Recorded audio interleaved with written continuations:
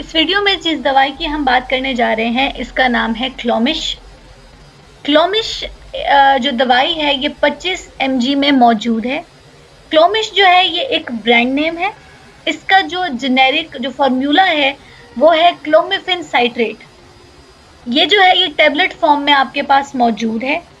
जिन लोगों को मिसकैरेज का मसला होता है, जिन लोगों का हमल नहीं ठहरता, जिन लोगों का हमल बार बार ज़ाया होता है, इसका सबसे बड़ा मसला जो है वो ये है कि जो अंडे हैं उनकी क्वालिटी अच्छी नहीं है। ठीक है, हमल होता तो है लेकिन हमल ठहरता नहीं है, तो प्रेगनेंसी में बहुत ज़्यादा मसला आ जाता है।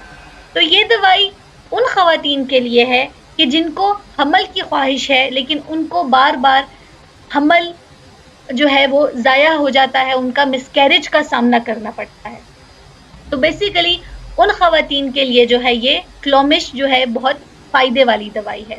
इस क्लोमिश का तरीक़ाकार क्या है कि ये क्लोमिश ख़वातीन में एक हार्मोन पाया जाता है जिसका नाम है एस्ट्रोजन।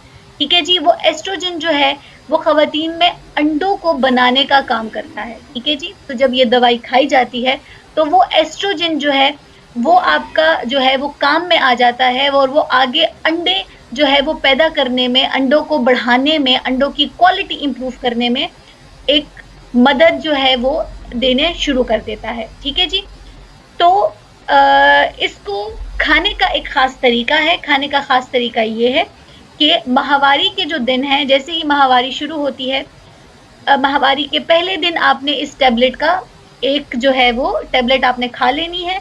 फिर अगले दिन, फिर उससे अगले दिन, 5 दिन तक आपने मुसलसल एक एक गोली खानी है और छठे दिन पर आपने इस गोली का इस्तेमाल करना बंद कर देना है। ठीक है जी, इसका एक ख़ास टाइम मुकर्रर कर लें कि आप जिस वक़्त इस दवाई को खाती हैं पहले दिन, अगले 5 दिन आप उसको उसी तरह से खाएँ, उसी एक ख़ास वक्त के ऊपर खाएँ। अगर सुबह 9 बजे खा रही हैं तो अगले 5 दिन भी आप इसको 9 बजे ही खाएँ, इसमें कोई कोताही ना करें।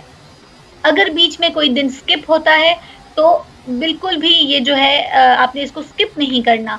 आपने ऐसा नहीं करना कि बीच में एक दिन स्किप हो गया है तो छठे दिन आप इस्तेमाल कर रहे हैं। इस दवाई का कोई भी फ़ायदा नहीं होगा।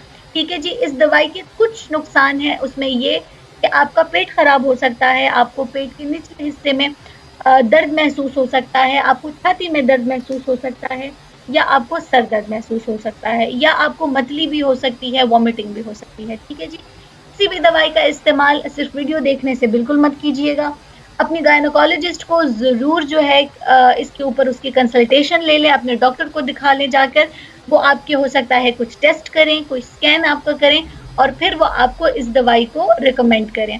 ठीक है जी, और इस दवाई का जिस तरह तरीका बताया है उसी तरीके से लेंगी तो आपको इससे फ़ायदा होगा। अगर आप इसका डोज बढ़ाती हैं या कम करती हैं या इसमें कोई नागा करती हैं तो उससे इस दवाई को खाने का कोई भी फ़ायदा नहीं है।